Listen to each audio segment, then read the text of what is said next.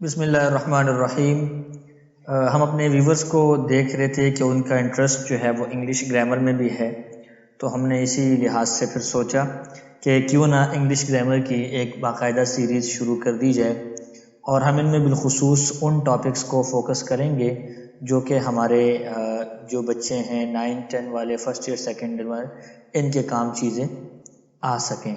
تو یہ اسپیشلی ہم ان کے لیے یہ ڈیزائن کر رہے ہیں، اور ہمیں امید ہے کہ انشاءاللہ آپ حضرات کو اس میں مزہ آئے گا، آپ ایک نئے انداز سے جو ہے وہ انگلش گرامر سیکھیں گے۔ تو یہ ہماری انگلش گرامر کی سیریز ہے، ہم نے اس میں مختلف چیزیں سیکھنی ہیں۔ فار ایگزامپل ہم آپ کو یہ بتا سکتے ہیں کہ سب سے پہلے ہم سینٹنسز کو جانیں گے، سینٹنسز، اس کے بعد ہم آئیں گے پارٹس آف اسپیچ کی طرف، اور پھر ہم آئیں گے جی ٹینسز کی طرف، اور اس کے بعد ہم آئیں گے ایکٹیو پیسیو کی طرف، اور پھر ڈائریکٹ انڈائریکٹ کی طرف۔ یہ ہمارا جو ہے وہ سیکوینس سے کمپلیٹ چلے گا۔ تو آج کے لیکچر میں ہم جو ہے وہ بات چیت جو شروع کریں گے وہ ہماری بات چیت ہوگی سینٹنسز کے اوپر ہوگی۔ تھوڑا سا ہم ذرا اس کو شروع سے لے کر آتے ہیں۔ آپ کو پتہ ہے سب سے پہلے جو ہوتے ہیں وہ الفابیٹس ہوتے ہیں، الفابیٹس۔ ان کے بعد جو اگلا سٹیپ آتا ہے نیچے، اس سے الفابیٹس سے نیچے جو سٹیپ آتا ہے اس کو پھر ہم کہتے ہیں جی، اس کے بعد ہمارے پاس جو سٹیپ آتا ہے وہ ہوتا ہے جی ورڈز کا، یعنی کئی سارے الفابیٹس جب آپس میں ملتے ہیں تو اس سے پھر ورڈز بنتا ہے۔ مثال کے طور پہ ہم اگر آپ کے سامنے ذرا دیکھیں جی، S C H O O L, یہ سارے بھی الفابیٹس ہیں، الگ الگ ہیں، لیکن اگر ہم ان کو ملا کے یہاں پہ لکھ لیتے ہیں تو یہ بن جائے گا S C H double O L, school. تو یہ دیکھیں یہ اب کمپلیٹ جو ہے وہ ورڈ بن گیا ہے، سمجھ میں آئی؟ تو یہ فرسٹ سٹیپ ہوتا ہے الفابیٹ کا، اس کے بعد جو سٹیپ ہوتا ہے وہ ورڈز کا ہوتا ہے۔ ورڈز کے بعد جو اگلا سٹیپ ہوتا ہے وہ ہوتا ہے جی کس چیز کا؟ وہ اگلا سٹیپ ہوتا ہے جی سینٹنسز کا ہوتا ہے، یعنی کئی سارے ورڈز جو ہیں واپس میں ملتے ہیں تو پھر اس سے سینٹنسز بنتے ہیں، جملے بنتے ہیں۔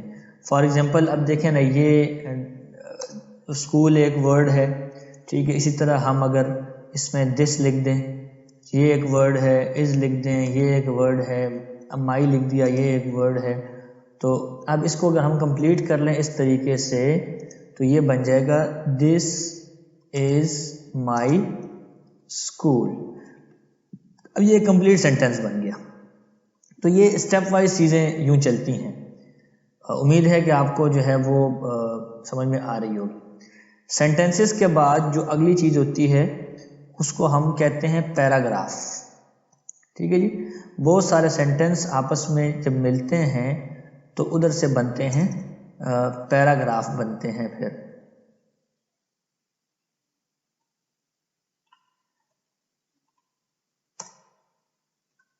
پیراگراف، ٹھیک ہے، بہت سارے سینٹینسز ملتے ہیں، دس از مائی اسکول، اور دیر آر اتنے رومز ان دس، اس طرح کے نا بہت سارے جملے بنتے ہیں، پھر اس سے بنتا ہے پیراگراف۔ اچھا، کئی سارے پیراگراف جب ملتے ہیں آپس میں تو پھر اس سے بن جاتا ہے ہمارے پاس ایک لیسن، ٹھیک ہے جی۔ یہ دیکھیں اب یہ پیراگراف ہے، کئی سارے پیراگراف جب ملیں گے تو اس سے ہمارے پاس بن جاتا ہے کیا چیز جی؟ اب بنتا ہے ہمارے پاس لیسن، ہمارے پاس بن جاتا ہے جی لیسن۔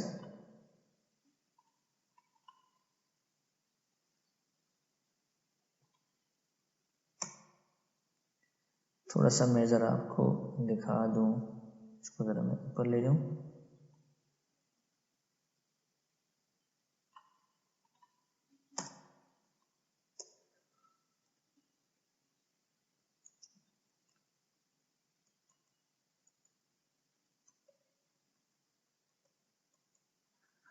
بہرحال یہ ہم نے ذرا آپ کو میں یہ سٹیپ آپ نے یاد رکھنے ہیں، ان سٹیپس کا نا بڑا آپ کو فائدہ ہوگا۔ اب پیراگراف کے بعد جو ہماری اگلی چیز آتی ہے اس کو ہم کہہ سکتے ہیں جی، اس کو ہم کہتے ہیں لیسن۔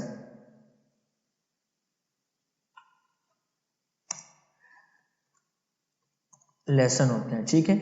پھر کئی سارے لیسن جب آپس میں ملتے ہیں تو اس سے بنتا ہے ایک یونٹ. یہ ذرا ہم آپ کو سکھا رہے ہیں ٹیکنیکلی، ذرا ہم چیزوں کو سیکھ رہے ہیں. یونٹ اس سے بن جاتے ہیں، ٹھیک ہے.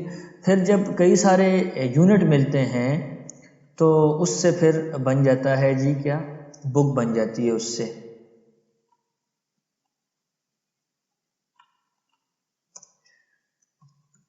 بک. اور پھر جب کئی ساری بکس ملتی ہیں تو ان سے بن جاتا ہے course.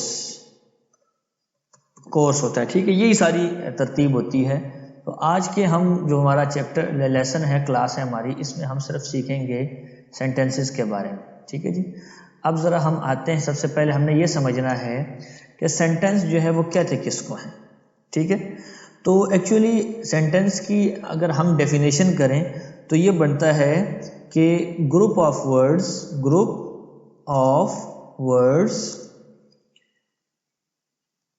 which makes complete sense. ٹھیک ہے.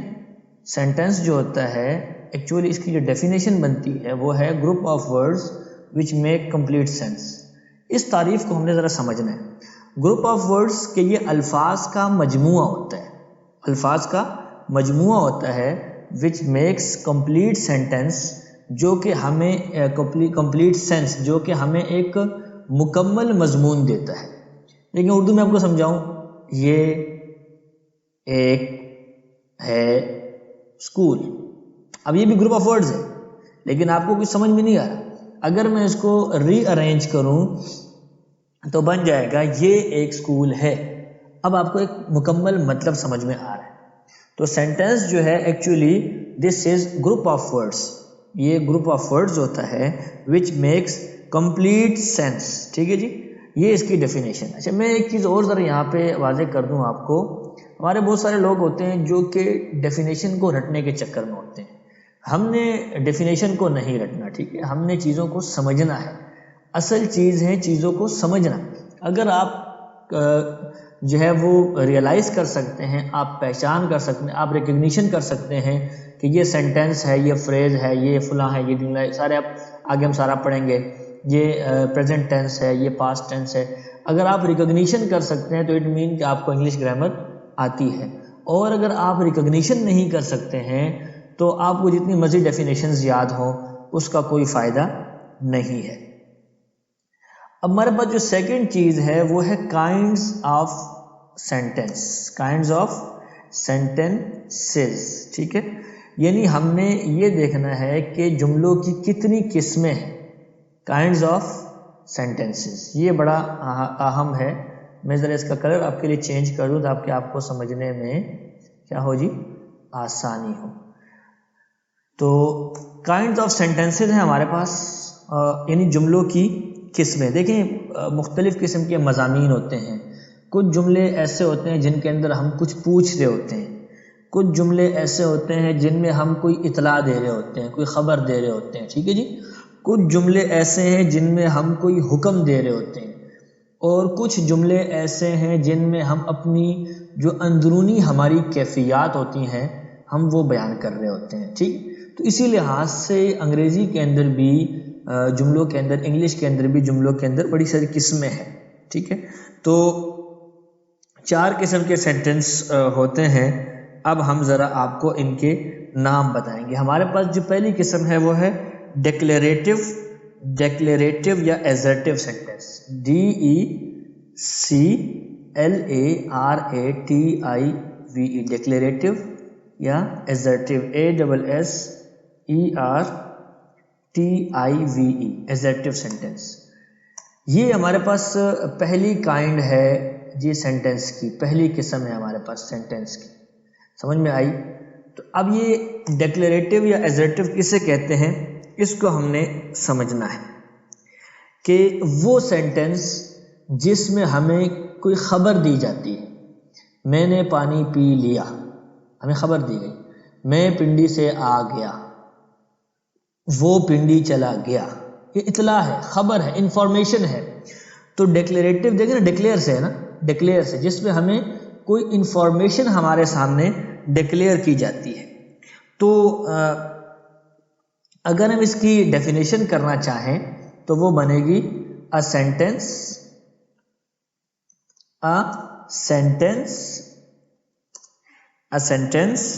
that makes a statement or assertion. ٹھیک ہے، یعنی یہ وہ سینٹینس ہے a sentence that makes a statement or assertion، کہ وہ سینٹینس جو کہ ہمیں جو ہے وہ کسی چیز کی اطلاع دیتا ہے. آسانی کے لیے آپ کہیں تو میں ذرا اس کو اردو میں بھی ٹرانسلیٹ آپ کے لیے کر دیتا ہوں. میں ذرا اس کو اردو میں آپ کے ٹرانسلیٹ کر دیتا ہوں تاکہ آپ کو سمجھ میں آتا رہے اور آپ کو بھولے نہ.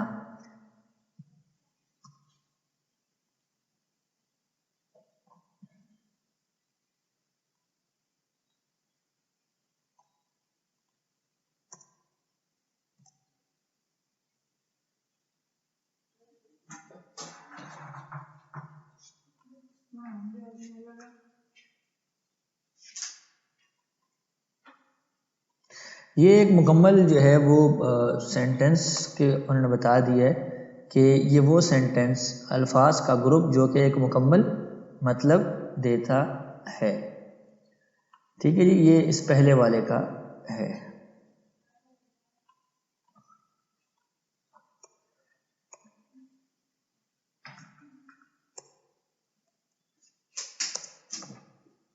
الفاظ کا گروپ جو مکمل طور پر سمجھ آتا ہے، یعنی جو ایک مکمل مطلب دے رہا ہوتا ہے. اور a sentence that make a statement or assertion، اس کو بھی ہم آپ کے لیے ٹرانسلیٹ کر دیتے ہیں جی. ٹرانسلیٹ کریں جی اس کو، آئیے اس کو بھی ٹرانسلیٹ کر دیتے ہیں. ٹھیک ہے، یہ آسانی کے لیے ایک جملہ جو ایک بیان یا دعویٰ کرتا ہے. ایک جملہ جو ایک بیان یا دعویٰ کرتا ہے.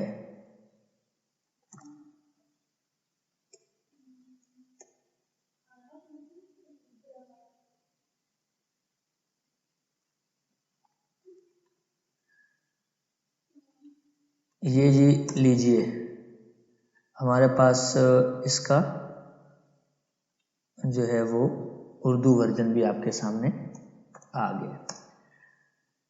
اچھا جی، a sentence that makes a statement or assertion، کہ ایک جملہ جو ایک بیان یا دعویٰ کرتا ہے، یعنی جس میں ہمیں کوئی خبر دی جاتی ہے. ٹھیک ہے، ایک بیان ہوتا ہے، ایک اسٹیٹمنٹ ہوتی ہے. اب ذرا ہمارے سامنے اس کی کچھ مثالیں ہم لکھتے ہیں، ایگزامپلز اس کی ہم لکھتے ہیں جی. ہمارے سامنے اس کی ایگزامپلز کون کون سی ہیں ہم ذرا لکھ لیتے ہیں. اس کی ایگزامپلز ہم کر لیتے ہیں جی. Examples, this is a good boy, this is a good boy. یہ ڈکلیریشن ہے کہ بھائی یہ ایک اچھا لڑکا ہے. ہی وینٹ ٹو مارکیٹ، وہ مارکیٹ چلا گیا، بازار چلا گیا. یہ اس کی ایگزامپل ہے ساری. ٹھیک ہے، تو یہ اس کی ایگزامپلز ہیں.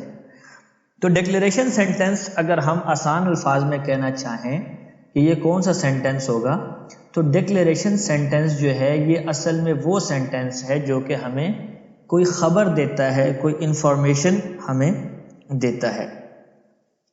یعنی a sentence that makes a statement or assertion is called a declarative or assertive sentence.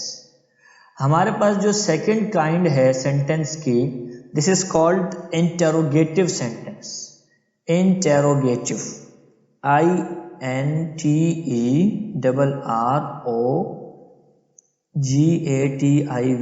interrogative sentence.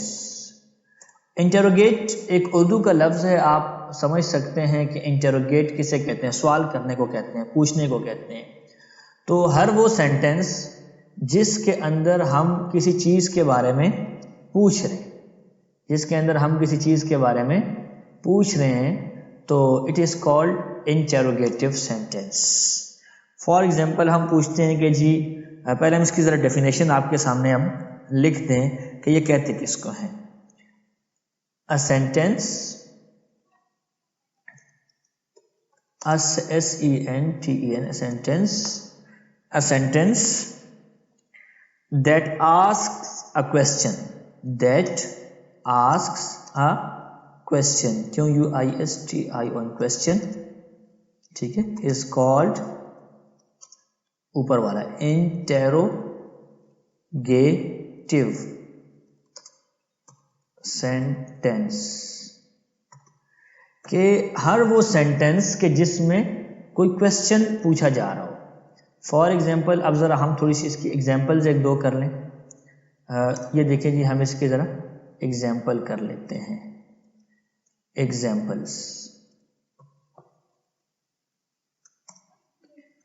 Who are you?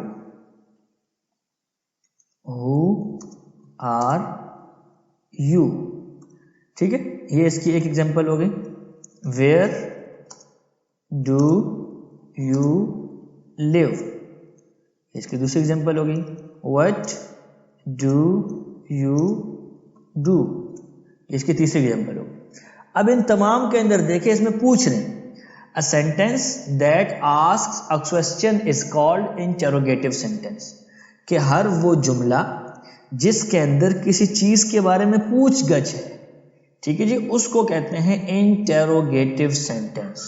interrogative sentence, یہ ہو گیا جی ہمارے پاس سینٹینس کی دوسری قسم, interrogative sentence.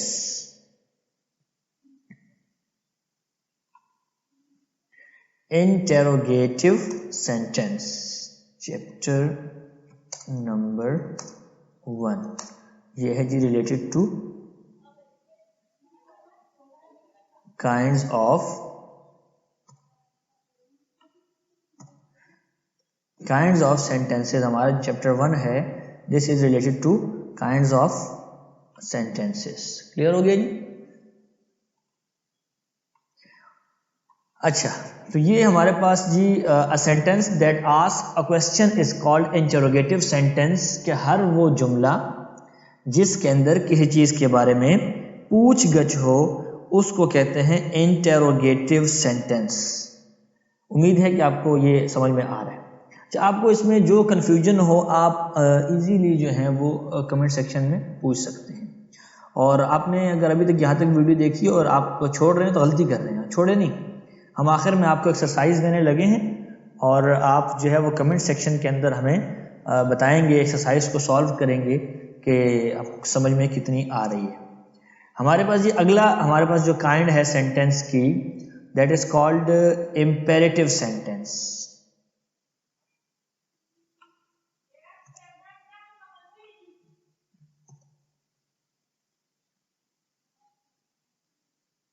Imperative,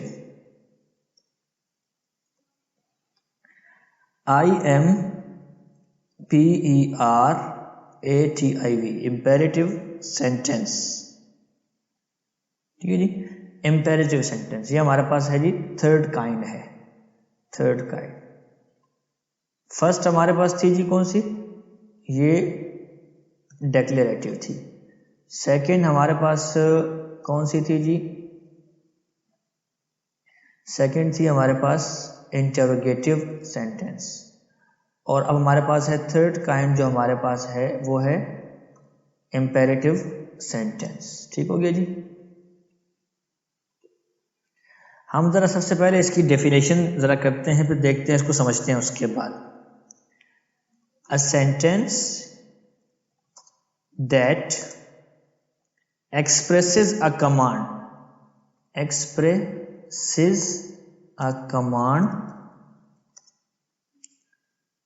or an entreaty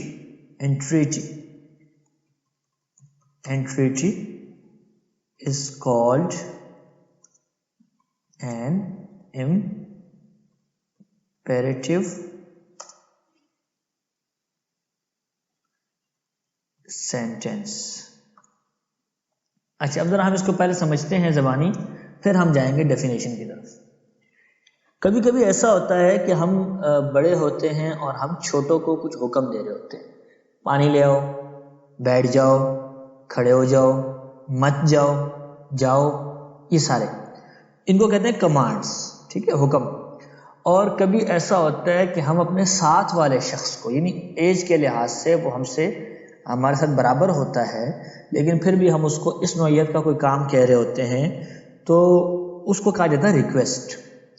تو چاہے کمانڈ ہے یا چاہے ریکویسٹ ہے، یہ دونوں چیزیں جو ہیں یہ آتی ہیں امپیریٹو سینٹنس میں، یعنی وہ جملہ جو کہ کمانڈ کو واضح کرے گا، حکم کو، یا وہ جو ہے ریکویسٹ کو واضح کرے گا۔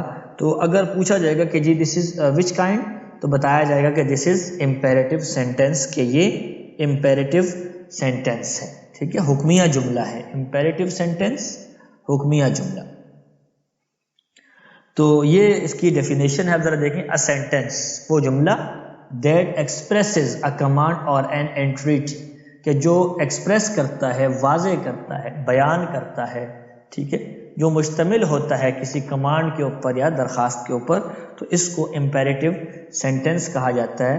اب ہم ذرا اس کی کچھ ایگزامپلز لکھتے ہیں تاکہ آپ کو سمجھ میں آ جائے کہ اس کی ایگزامپلس کیا ہے، ایگزامپلس سے ہم اس کو سمجھیں گے۔ فار ایگزامپل ہمارے پاس جو ہے اس کی فرسٹ ایگزامپل ہے بی کوائٹ، ٹھیک ہے جی، خاموش ہو جاؤ۔ ایٹ دس، بی کوائٹ، خاموش ہو جاؤ، ایٹ دس، یہ کھاؤ، پلیز گیو می واٹر۔ دیکھیں کہ شروع میں دو جو ہے وہ حکم ہے، کمانڈ ہے، پلیز گیو می واٹر، یہ ریکویسٹ ہے، کیونکہ ہم پلیز یوز کر رہے ہیں نا، ریکویسٹ کے اندر پلیز یوز کیا جاتا ہے، پلیز گیو می واٹر۔ تو یہ اس کی جو ہے وہ ایگزامپلز ہو گئیں، ٹھیک ہو گیا جی۔ تو امپیریٹو سینٹنس اس جملے کو کہا جاتا ہے جس کے اندر کوئی حکم موجود ہے، کسی بات کا حکم موجود ہے، تو اس کو کہا جاتا ہے امپیریٹو سینٹنس۔ اور اب ہم آتے ہیں اپنی لاسٹ جو ہے وہ کائنڈ کی طرف، کہ سینٹنس کی فورتھ کائنڈ کون سی ہے، اور اسی کے ساتھ ہم اپنا آج کا جو لیکچر ہے ہمارا یہ ختم ہو جائے گا۔ وہ ہے جی ایکسکلیمیٹری سینٹنس، ایکسکلیمیٹری، EXCLAMATORY، ایکسکلیمیٹری سینٹنس، یہ ہے جی فورتھ کائنڈ۔ ایکسکلیمیٹری سینٹنس کسے کہتے ہیں؟ میں نے شروع میں ایک بات کہی تھی، مجھے امید ہے کہ آپ کو وہ بات یاد ہوگی۔ وہ میں نے یہ کہی تھی کہ ہم کبھی کبھی اپنی انٹرنل ایکسپریشنز کو جو ہے وہ بیان کرتے ہیں، ہماری جو انٹرنل فیلنگ ہوتی ہے، جو اندرونی کیفیت ہوتی ہے، کبھی ہم خفا ہوتے ہیں، میچ جیت گئے تو بہت زیادہ خوش ہو گئے، پوزیشن آ گئی تو خوش ہو گئے، ٹھیک ہے، یہ ہماری جو اندرونی کیفیات ہوتی ہے۔ تو جو سینٹنس ہم اس طرح کا استعمال کریں جس میں ہماری یہ اندرونی کیفیات ہیں، ان کو کہا جاتا ہے ایکسکلیمیٹری سینٹنس، ایکسکلیمیٹری سینٹنس۔ تو ایکسکلیمیٹری سینٹنس کی اگر ہم ڈیفینیشن کرنا چاہیں تو بنے گی a sentence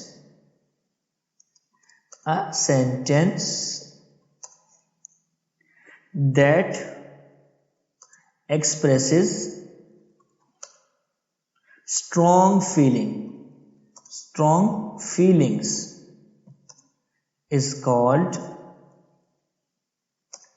exclamatory sentence، ٹھیک ہے جی۔ تو اس کو کہتے ہیں ایکسکلیمیٹری سینٹنس۔ مثال کے طور پہ اس کی ہم اگر ایگزامپل لینا چاہیں، اب سردی بہت زیادہ لگ رہی ہے، ایگزامپلس میں ذرا لکھ دوں تاکہ آپ کو آسانی ہو سمجھنے میں۔ یہ جی ہم نے ایگزامپلس کا ورڈ لکھ دیا، اب ہم لکھتے ہیں اس کی ایگزامپلس۔ بہت زیادہ سردی لگ رہی ہے، بہت زیادہ، تو ہاؤ کولڈ دی نائٹ از، اس کے آخر میں اس طرح کا سائن آف ایکسکلیمیشن لگتا ہے۔ آپ نے دیکھا کہ جو امپیریٹو سینٹینس ہے اس کے اندر بھی فل سٹاپ لگتا ہے، جو ڈیکلیریٹو سینٹینس ہے اس کے اندر بھی فل اسٹاپ لگتا ہے، انٹروگیٹو سینٹینس میں کویسچن مارک یوز ہوتا ہے، اور جو ایکسکلیمیٹری سینٹینس ہے، ایکسکلیمیٹری سینٹینس جو ہے اس کے اندر سائن آف ایکسکلیمیشن یوز ہوتا ہے. ٹھیک ہے. اچھا، what a shame, what a شیم. ٹھیک ہے. یہ دیکھیں، یہ اس کی ایگزامپلز ہیں کہ وہ سینٹینس جو کہ آپ کو کوئی اندرونی فیلنگ جس میں آپ ایکسپریس کر رہے ہیں، انٹرنل فیلنگ کو ایکسپریس کر رہے ہیں، تو دس از کالڈ ایکسکلیمیٹری سینٹینس. تو آئی ہوپ کہ آپ کو ساری چیزیں سمجھ میں آ رہی ہیں، اور اگر آپ کو سمجھ میں آ رہی ہیں تو آپ کو ہمارے چینل کو فوری طور پہ سبسکرائب کر لینا چاہیے. ڈیلی ہماری یہ انگلش کی سیریز آئے گی، یہ 20 سے 25 منٹ کی ہماری ایک کلاس ہوگی، اور ہم اس میں ڈیلی انگلش کا ایک کانسیپٹ کلیئر کریں گے. تو ہمارا جو کمنگ لیکچر ہوگا، آنے والا کل کا لیکچر، اس میں ہم بات کریں گے سبجیکٹ اور پریڈیکیٹ کے اوپر. کمنگ لیکچر جو ہمارا ہوگا اس میں ہم بات کریں گے جی سبجیکٹ، اور ذرا میں یہاں لکھ دوں تاکہ آپ کو یاد رہے. کمنگ لیکچر کمنگ لیکچر ہمارا ہوگا، ٹاپک جو ہمارا ہوگا جی وہ ہوگا سبجیکٹ اینڈ پریڈیکیٹ. ہم نے اس کو سمجھنا ہوگا. اچھا، اب آپ شارٹ ویڈیو بھی میں بنا سکتا ہوں، لیکن شارٹ ویڈیو میں نا وہ تیز بولنا پڑتا ہے، سمجھنے میں دقت ہوتی ہے. تو میں کہتا ہوں 20-25 منٹ کی ہماری کلاس رہے، 30 منٹ کی، اور اس میں ہم سیکھتے رہیں. تو آئی ہوپ کہ آپ کو سمجھ میں آ رہی ہے. ٹھیک ہے جی. تو لہٰذا آپ ہمارے چینل کو کیا کر لیجیے، سبسکرائب کر لیں، ویڈیو کو کیا کر لیں جی، لائک کر لیں، اور اپنے کویسچن پوچھیں کس چیز میں جی، آسک ان کامنٹ. ٹھیک ہے جی، ان کامنٹ سیکشن. کامنٹ سیکشن میں آپ آ کے ہم سے کویسچن پوچھیں، ہم آپ کو جو ہے وہ رسپونڈ کریں گے، اور بھرپور انداز میں رسپونڈ کریں گے، اور آپ کو مایوسی نہیں ہوگی، اور آپ محسوس کریں گے کہ جی آپ نے پہلی دفعہ اتنی وضاحت کے ساتھ وہ گرامر کو آپ سمجھ رہے ہیں. ٹھیک ہے جی. تو یہ تھا ہمارا آج کا لیکچر. مجھے امید ہے کہ آپ کو جو ہے وہ سمجھ میں آ رہی ہے، اور آپ کو پسند بھی آ رہا ہوگا ہمارا یہ انداز. تو جڑے رہیے، سیکھتے رہیے. بہت شکریہ کہ آپ نے اپنے قیمتی وقت میں سے وقت نکالا اور ہمارے ساتھ مل کر کچھ سیکھنے کی کوشش کی. سیکھنا کمال ہے جی، اس دنیا میں سیکھنا پڑتا ہے. جتنا زیادہ آپ سیکھیں گے اتنا آپ بہتر ہوتے جائیں گے. تو بہت شکریہ. Thanks again. Thank you. اللہ حافظ.